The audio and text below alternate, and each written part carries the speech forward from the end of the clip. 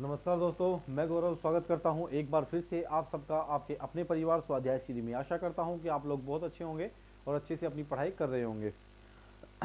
दोस्तों, उम्मीद करता हूं कि आप लोग हमें सपोर्ट करोगे। बस इसलिए नहीं कह रहा हूं कि बस मैं खड़ा होकर बोल रहा हूं, नहीं, क्योंकि यहाँ पे आप लोगों के लिए मेहनत की जाती है। यहाँ पे आप लोगों के लिए मेहनत की जाती है और आपको जो कंटेंट दिया जाता है उसके लिए पहले खुद तैयार करना पड़ता है। खुद को तैयार करने का मतलब ये है कि आपको कुछ भी ऐसा ना पढ़ाया जाए जो वेस्ट हो जाए। आपको ज़्यादा से ज़्यादा उतना पढ़ाया जा सके जितना आप लोगों के लिए आवश्यक है। तो इसलिए आपको कहा जाता है कि सपोर्ट करिए, क्योंकि आप लोगों के सपोर्ट से हमें एक मोटिवेशन मिलता है। दूसरा, आप लोगों के सपोर्ट से ही हम अदर सब्जेक्ट के टीचर भी आप लोगों को प्रोवाइड करा सकते हैं, आप लोगों के लिए ला सकते हैं। लेकिन ये सब कुछ होगा आपके सपोर्ट से। आपके सपोर्ट से ही हम लाइव आ सकते हैं, आपके सपोर्ट से ही हम लोग अदर सब्जेक्ट के टीचर ला सकते हैं। ठीक है, तो आज के लिए शुरू करते हैं। आज की जो हमारी क्लास होती है, वैसे आप लोगों को पता ही है कि ये क्लास होती है किसकी, हिंदी की। किसकी होती है? हिंदी की। ये क्लास हमारी हिंदी की होती है। तो हमारा टॉपिक भी हिंदी से रिलेटेड ही होगा। और हम पढ़ रहे थे स्वर, और मैंने आपको बताया था कि वायु के निकलने के आधार पर स्वर के 3 भेद होते हैं। क्या? स्वर के 3 भेद होते हैं आपके। एक तो नंबर 1 पर था आपका निर्नुनासिक, अनुनासिक और अनुस्वार, जो अभी हम पढ़ेंगे। तो आज हम बात करेंगे अनुस्वार की।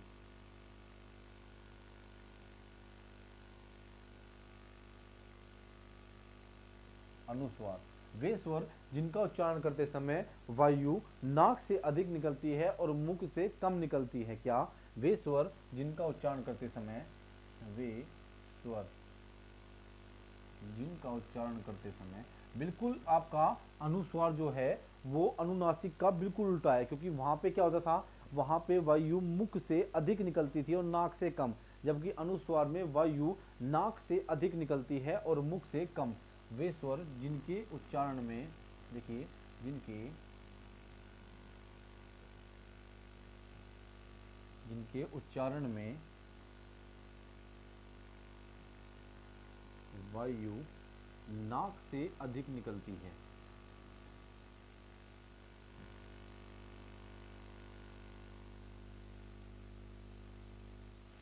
वायु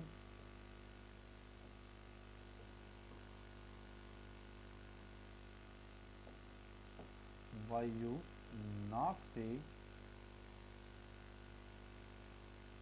पता नहीं यार क्या प्रॉब्लम है कि लिखते टाइम क्या हो जाता है, क्या प्रॉब्लम होती है, कुछ भी समझ में नहीं आता। वायु नाक से अधिक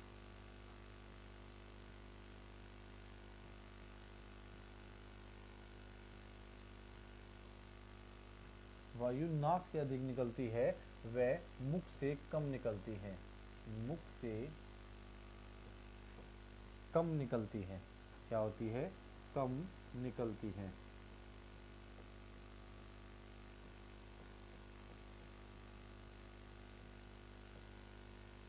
ठीक है ना। इनके उच्चारण में वायु नाक से अधिक व मुख से कम निकलती है। अगर बात करते हैं अनुस्वार की ध्वनि प्रकट करने के लिए वर्ण पर बिंदु लगा दिया जाता है। अनुस्वार की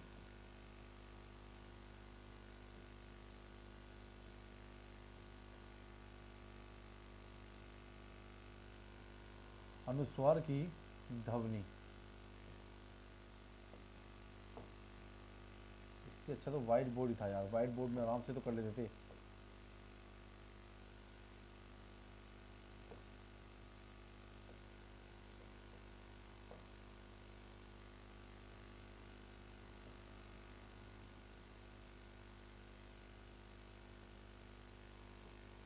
अनुस्वार की अनुस्वार की ध्वनि, ठीक है ना। अनुस्वार की ध्वनि प्रकट करने के लिए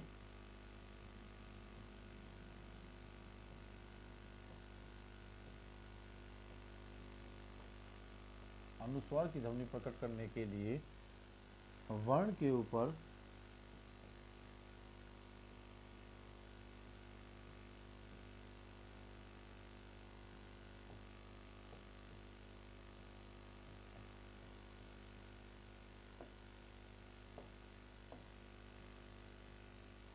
अंक की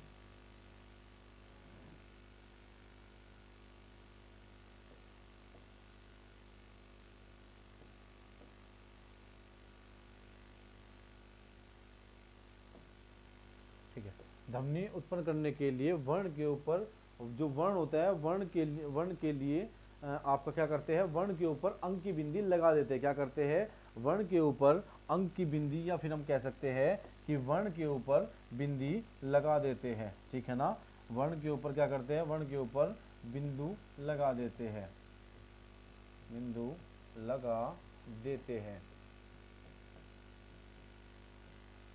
जबकि अनुस्वार में क्या करते थे, तो अनुनासिक में क्या करते थे, वहां पर वर्ण के ऊपर चंद्र बिंदु होता था, उनपे तद्भव शब्दों का अधिक उपयोग होता था। लेकिन यहाँ पर तत्सम शब्दों के ऊपर अधिक उपयोग करते हैं। तत्सम शब्दों के अनुस्वार लगता है। तत्सम शब्दों में कह सकते हैं हम कि तत्सम शब्दों में, तत्सम तत्सम शब्दों में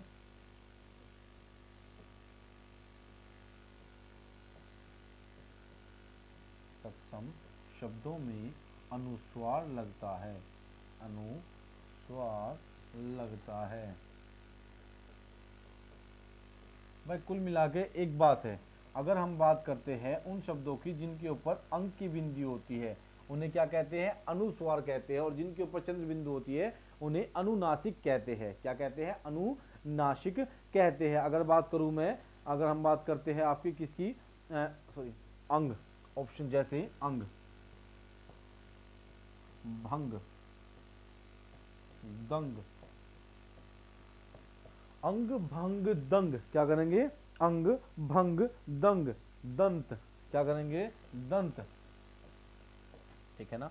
देखिए मैं आपको बस एक आसान सी बता देता हूं कि वे शब्द वे शब्द जिनके ऊपर चंद्र बिंदु होता है उन्हें अनुनासिक कहते हैं, और जिनके ऊपर अंक की बिंदु होती है उन्हें अनुस्वार कहते हैं। क्या, अनुस्वार कहते हैं। ठीक है ना, उन्हें क्या कहते हैं, उन्हें अनुस्वार कहते हैं। ठीक है। और अगर बात करता हूं, आप कहेंगे अब निर्नुनासिक, तो सभी स्वर निर्नुनासिक होते हैं। क्या होते हैं, सभी स्वर निर्नुनासिक होते हैं, जिनके उच्चारण में वायु मुख से निकलती है। क्या होता है, जिनके उच्चारण में वायु मुख से निकलती है। क्या करती है, वायु मुख से निकलती है।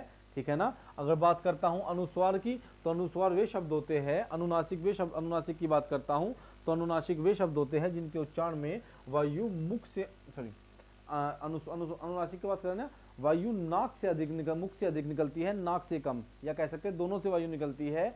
और इन शब्दों के ऊपर चंद्र बिंदु होता है, और अनुस्वार में अंक की बिंदी होती है। ठीक है ना, किसकी होती है, अंक की बिंदी होती है।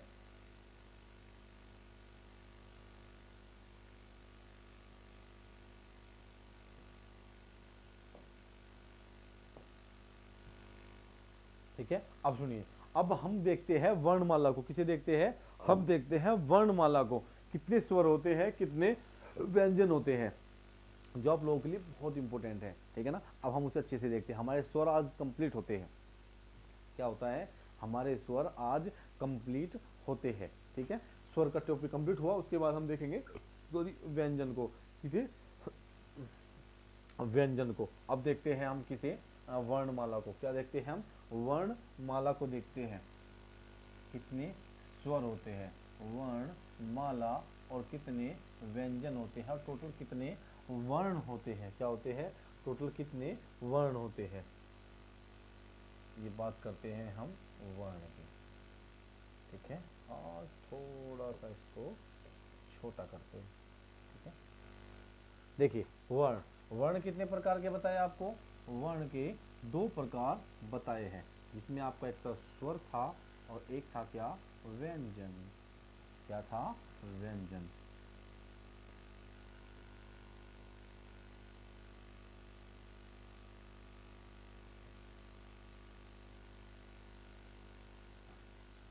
मैं भी देख रहा था कि ये होता क्या है।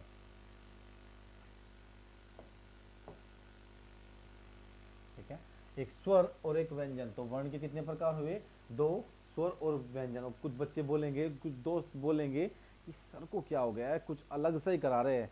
कुछ अलग सा नहीं करा रहा हूँ, काम का है, कर लीजिए। कहती हो तो मैं इसको चेंज कर देता हूँ, पी लीजिए। खुश हो गया चेंज। कलर भी चेंज कर लेते हैं फिर पेन का। कैसे करना है, ब्लैक कर लेते हैं।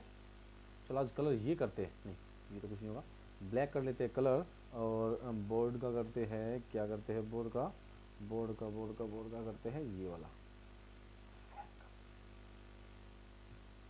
दिखाई दे रहा है। चलिए अब शुरू करते हैं। स्वर और व्यंजन। अब स्वर के कितने प्रकार थे? स्वर के दो प्रकार मैंने आपको बताए थे, दो, एक ह्रस्व बताया था और एक दीर्घ बताया था। क्या बताया था? दीर्घ बताया था। ठीक है, ऐसे कर लेते हैं इसको। ठीक है, तो ह्रस्व के कितने प्रकार बताए थे आपको? चार। कौन कौन से थे? कौन कौन से बताइए? ए, छोटा ई, छोटा ऊ और री। तो किल कितने हुए? चार हुए। कितना हुआ? चार। ए, छोटा ई, छोटा ऊ और री। मैं चाहता हूं कि आप लोगों को ऐसा पढ़ाया जाए कि वापस से जब पढ़ो तो बस रिवीजन करो। क्या करो? रिवीजन करो। ठीक है, तो ए, छोटा ई और छोटा ऊ शायद आप लोगों को दिखाई नहीं दे रहा होगा उस तरफ, लेकिन मैं समझाने की कोशिश कर रहा हूँ। यार ये गड़बड़ हो जाएगा कि आप लोगों को दिखाई नहीं देगा, तो आप लोग बोलोगे कि हमें पढ़ने का क्या फ़ायदा है जब हमें ही दिखाई नहीं दे रहा है। ठीक है, अब ठीक है, मैं कलर से फिर से चेंज कर रहा था कलर को, ताकि अब वो प्रॉब्लम ही ख़त्म हो जाएगी।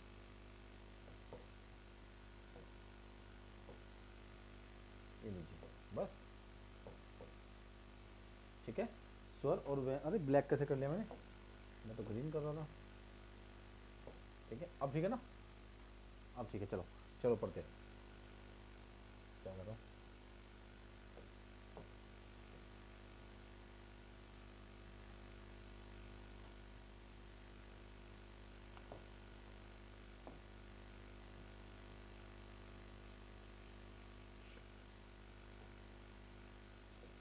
ठीक है, अब देखते हैं।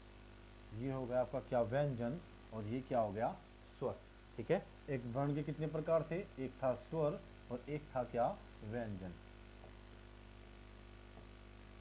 तो स्वर के कितने प्रकार बताए हैं? एक स्वर और एक व्यंजन। अब स्वर के कितने प्रकार थे?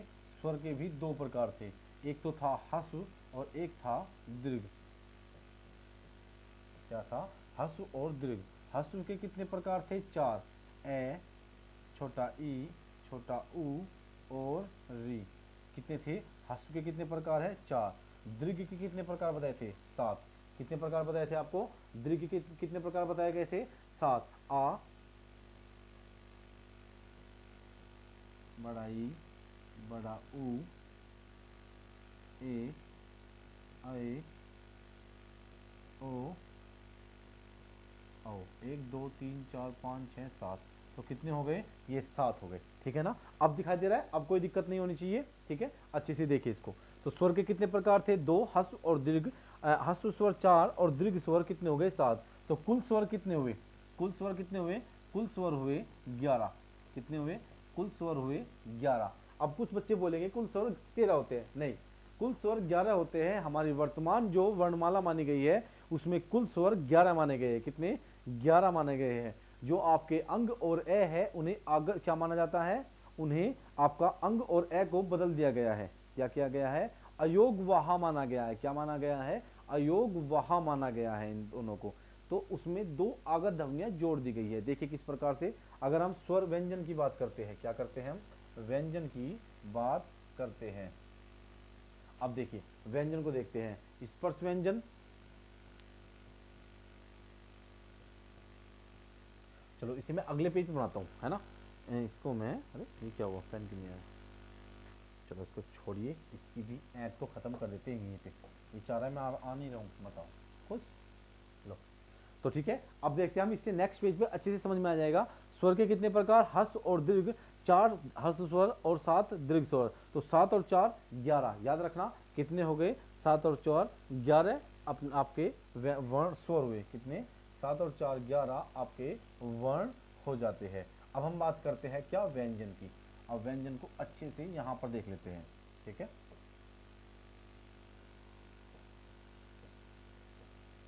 व्यंजन।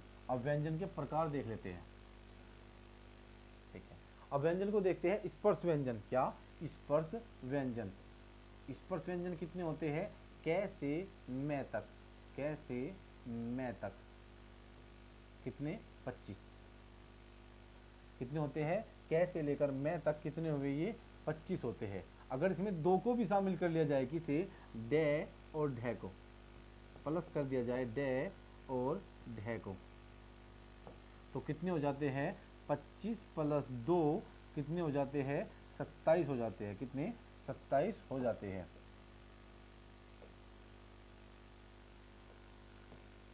देखिए 25 प्लस 2 कितने हुए, 27।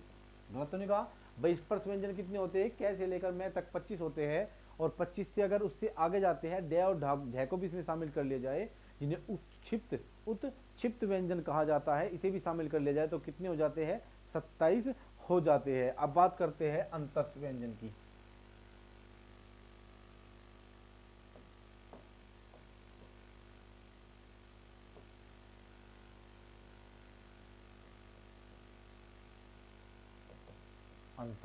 अंतस्थ व्यंजन नहीं लिखूंगा, ठीक है, आप लोग समझ जाओगे। ये कितने होते हैं, ये रे ले और वे, कितने हुए, ये रे ले और वे, ले और वे, तो ये कितने हो गए, ये हो गए आपके 4। कितने, ये रे ले वे कितने हो गए, 4 हो गए। अब बात करते हैं उष्ण की। भाई उष्ण व्यंजन कितने होते हैं, उष्ण व्यंजन होते हैं शे और है, तो ये भी कितने हुए, ये भी कितने हुए, 4। ठीक है ना, ये भी कितने हुए, 4 ये हो गए। यार ये तो चल रहे हैं, बिल्कुल ऐसे ही चलता रहेगा। उसके बाद क्या आती है आपके आगत ध्वनि। क्या, आगत, ये सब कुछ मैं आपको बाद में बहुत अच्छे से डिफाइन करूंगा कि आगत ध्वनि क्या है, उष्ण व्यंजन क्या है, अंतस्थ व्यंजन क्या है, स्पर्श व्यंजन क्या है, ये सभी आप लोगों को बहुत अच्छे से डिफाइन किया जाएगा। आगत ध्वनि किसे कहा जाता है, इसमें होगा आपका ज और फ, ठीक है, ज और फ, ज बोल रहा हूं मैं, जय नहीं बोल रहा हूँ, ज बोल रहा हूँ, ठीक है। आगत ध्वनि कितनी, 2 ये हो जाते हैं। अब हमारे पास एक बॉक्स का काम और बच जाता है, इसमें होते हैं संयुक्त व्यंजन, तो मैं एक बॉक्स को यहाँ पे बना लेता हूँ, ठीक है ना, ये बना लिया मैंने एक बॉक्स। इसमें लिखते हैं हम कितने आपके संयुक्त व्यंजन, ठीक है, संयुक्त व्यंजन, ठीक है। तो संयुक्त लिखने की, व्यंजन लिखने के बाद संयुक्त व्यंजन कितने हुए, अक्षय, त्रय, अज्ञ और श्रेय, कितने हुए, 4 हो गए। ये भी कितने हुए, 4। तो 4 4 दूनी 8, 4 3 12। अगर मैं करता हूं 25 स्पर्श व्यंजन थे, 2 हमने शामिल किए थे उपक्षिप्त, तो कितने हुए, डे और ढे, तो कितने हुए, 27 हो गए। अब यहाँ पे 27 लिख दूं, 27 प्लस 4, 4 दूनी 4 3 12, 12 कितने हो गए, 7 और 2 9 और 2 और 1 3, 39। अब भी गड़बड़ है, 2 कौन से हुए, 2 हुए आपके आगत ध्वनि, तो कितने हुए, 40, 41, कितने हुए, 41। दोबारा से बता रहा हूं, ठीक है, ये आपको समझ में आ गया होगा। मैं इसको थोड़ा सा रफ कर देता हूं, इसलिए धीरे पढ़ा रहा हूं ताकि आप लोगों को अच्छे से समझ में आ जाए, नहीं तो मैं जल्दी से निकल जाता, ठीक है। अब देखिए मैं क्या कर रहा हूं, मैं कर रहा हूं 27, तो ये रहे हमारे, हमने 25 कैसे लेकर मैं तक स्पर्श व्यंजन थे, कितने, 25, तो 25 में 2 जोड़े थे हमने उपक्षिप्त व्यंजन, डे और ढे को जोड़ लिया था हमने, तो डे और ढे जोड़ने के बाद कितने हुए, 27। तो ये पे यहाँ पे हम प्लस कर देते हैं आज इनको, 27, ठीक है। अब 4 तो ये रहे यहाँ पे, 4 ये रहे यहाँ पे, और 4 ये रहे, तो कितने, 4 4 दूनी 8, 4 3 12, कितने हो गए, 9 और 3 कितने हुए, 39 हो गए। मैंने प्लस कर दिया इनको, 39 हो गए। अब 39 में 2 आगत ध्वनि रह गई हमारी, तो 2 यहाँ पे कर देते हैं हम, तो कितने हुए, 39 और 2 41। तो कुल कितने व्यंजन हुए, व्यंजन हुए 41, कितने, कुल 41 व्यंजन हुए, और कुल स्वर कितने बताए थे मैंने आपको, 11, ठीक है। ये देख लीजिए अच्छे से, ये अच्छे से देख लीजिए, ठीक है, इसमें कोई दिक्कत नहीं, दिखाई दे रहा है, 41 हो गए। अब मैं बैक जाता हूं, ये देखिए, ये देखिए, ये कितने थे, 4, तो इधर थे ह्रस्व व्यंजन, और 7 थे दीर्घ व्यंजन, तो कितने हुए, 7 और 4 11, कितने हुए, 11। व्यंजन कितने आए थे, तो कुल हमारे 41 आए थे, और 11 ये रहे यहाँ पे स्वर, तो 41 तो व्यंजन और 11 स्वर, 2 और ये 5, तो कितना हुआ, 52। कितना हो गया 52। तो हिंदी वर्णमाला में कुल स्वर कितने होते हैं, कुल वर्ण कितने होते हैं हिंदी वर्णमाला में, कुल वर्ण कितने होते हैं 52 होते हैं। कितने होते हैं 52 होते हैं। 41 स्वर होते हैं और 11 स्वर होते हैं और 41 व्यंजन होते हैं। दोस्तों ये इतनी सारी डकार इसलिए आ रही है, आज मेरा बर्थडे था, आज मेरा बर्थडे था, जन्मदिन था।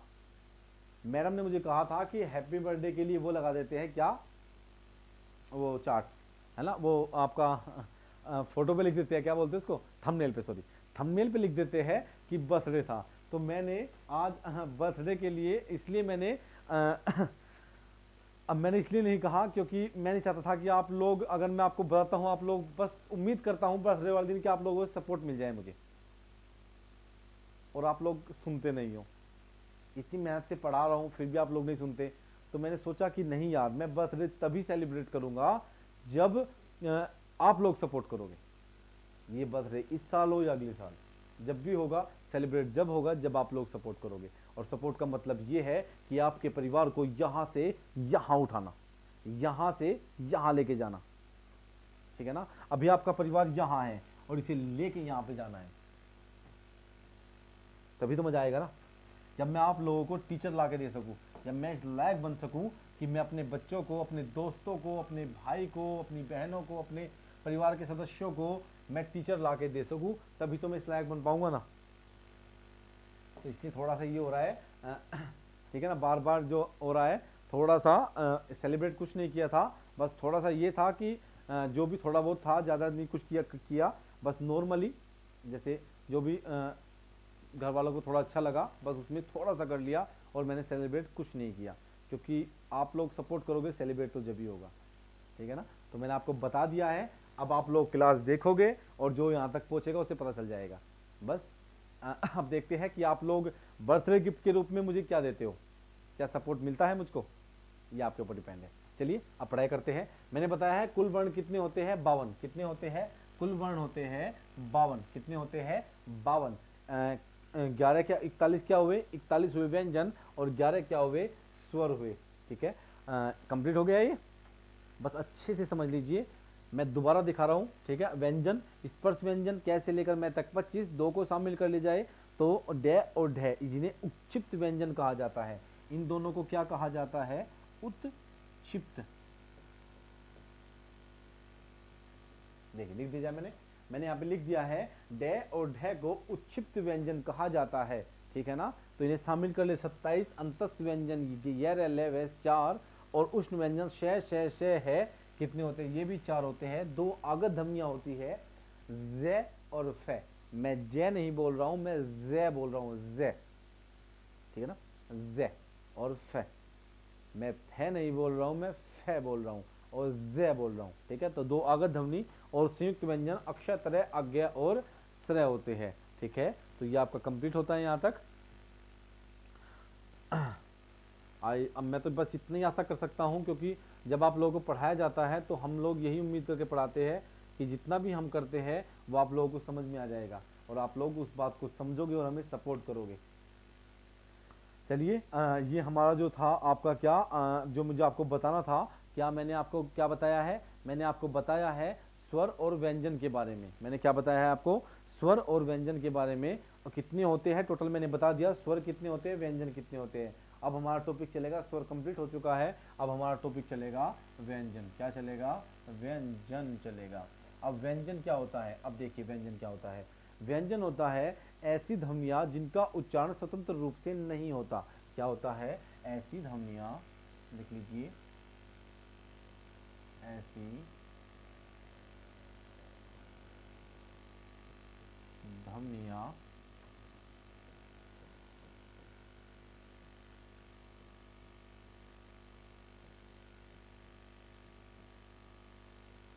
दोस्तों, मन तो बहुत था मेरा कि आप लोगों को मैं सुबह ही बता दूं, लेकिन वही है कि मैं आपसे रोज़ कहता हूँ कि प्लीज़ सपोर्ट करिए, सपोर्ट करिए, और आप लोग बिल्कुल नहीं सुनते।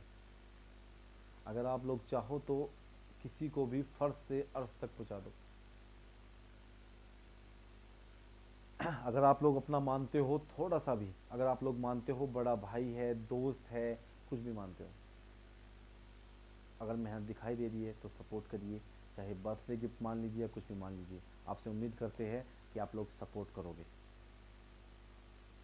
और अपना समझ के आप लोगों को ये कहा जा रहा है, बस अपना समझ के, अपना मान के आप लोगों को ये कहा जा रहा है, क्योंकि आपको परिवार माना है अपना। चलिए, अब ज़्यादा आपका टाइम वेस्ट नहीं करते। तो व्यंजन ऐसी ध्वनियाँ जिनका उच्चारण करते समय, और वैसे भी सॉरी, मुझे बार बार मैं कह रहा हूँ, लेकिन फिर भी मैं बता देता हूँ कि अब तो टाइम भी सेट हो गया है कि कौन से टाइम पे कौन सी क्लास आएगी। ये सब कुछ सेट कर दिया गया है, किस टाइम पे कौन सी क्लास आती है। बस अब एक ही कसर रह गई है, लाइव आना और टीचर्स को लाना। ये आप लोगों के ऊपर हाथ, आपके हाथ में बात है। हम लोगों ने टाइम पे क्लास देना शुरू कर दिया है, और टाइम आप लोगों को बता दिया गया है। बस आप लोग उस टाइम पे पहुंच जाइए। आपको लाइव ही क्लास मिलती है, वो बिल्कुल मतलब लाइव नहीं मिलती, लेकिन लाइव की तरह ही क्लास होती है। आप लोग कमेंट कर सकते हो उसमें, आप लोग लाइव देख सकते हो कितने उसे देख रहे हैं, कितने उस टाइम पे जुड़े हुए हैं, और आप लोग कमेंट भी उसमें कर सकते हो। कमेंट का मतलब ऑफलाइन नहीं, लाइव क्लास में कमेंट कर सकते हो। जैसे लाइव क्लास में कमेंट होती है, ऐसे ही आप लोग कमेंट भी कर सकते हो, एक दूसरे से बात कर सकते हो, डिस्कस कर सकते हो, कुछ भी पूछ सकते हो। आप लोगों के पूछने का जवाब हम अच्छे से देंगे यहाँ से, ठीक है। और जल्दी आपको क्लास, आपको बस आप सपोर्ट कर दीजिए, और सब कुछ हम देख लेंगे, हम कर लेंगे। बस आप लोग सपोर्ट कर दीजिए, चाहे बर्थडे गिफ्ट मान लीजिए, या आप बड़ा भाई मानते हो, या दोस्त मानते हो, या जो भी आप लोग मानते हो, गुरु मानते हो, उसी के नाते, उसी हक से आपसे कह रहा हूँ, सपोर्ट करिए। क्योंकि हम फर्ज से चले हैं, हम वो नहीं है कि किसी बड़े प्लेटफॉर्म से निकल के आए और यहाँ से आके शुरू कर दिया एकदम से और अपना उठा लिया, नहीं। हम यहाँ से चले हैं, आप लोगों के भरोसे, अपनी मेहनत के भरोसे, आप लोगों के भरोसे। अब आपके हाथ में है सब कुछ, कि या हमें रुला दीजिए या हमें हंसा दीजिए, ये सब आपके हाथ में है। अब चलिए, व्यंजन ऐसी ध्वनियाँ मैंने आपको बताया था, स्वर और व्यंजन में मैंने आपको फ़र्क बताया था। स्वर वे ध्वनियाँ होती है जिनका उच्चारण करते समय हम, जिनका उच्चारण स्वतंत्र रूप से होता है, जिनका उच्चारण करते समय हमें किसी और अन्य की सहायता लेने की आवश्यकता नहीं होती। किसी अन्य व्यंजन की या किसी अन्य अन्य अन्य सॉरी किसी अन्य वर्ण की सहायता लेने की आवश्यकता नहीं होती, किसी अन्य व्यंजन की सहायता से स्वर का उच्चारण नहीं होता। स्वर का उच्चारण स्वतंत्र होता है, वे खुद में पूर्ण होते हैं। लेकिन अगर मैं बात करता हूँ व्यंजन की, तो व्यंजन का उच्चारण स्वतंत्र रूप से नहीं होता, और व्यंजन का उच्चारण करने के लिए हमें स्वर की सहायता लेनी होती है। तो ऐसी ध्वनियाँ जिनका उच्चारण स्वर की सहायता से होता है, स्वर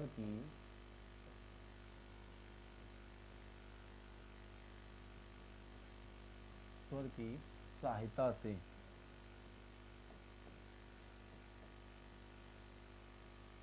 जिनका उच्चारण स्वर की सहायता से होता है, ठीक है ना। ऐसी ध्वनियाँ जिनका उच्चारण स्वर की सहायता से होता है, जिनका उच्चारण स्वतंत्र नहीं होता, जिनका उच्चारण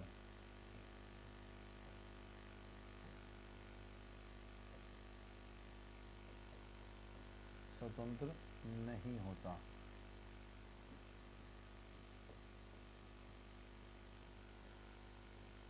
जिनका उच्चारण स्वतंत्र रूप से नहीं होता, इन्हें क्या कहा जाता है? इन्हें व्यंजन कहा जाता है, इन्हें व्यंजन कहा जाता है, इन्हें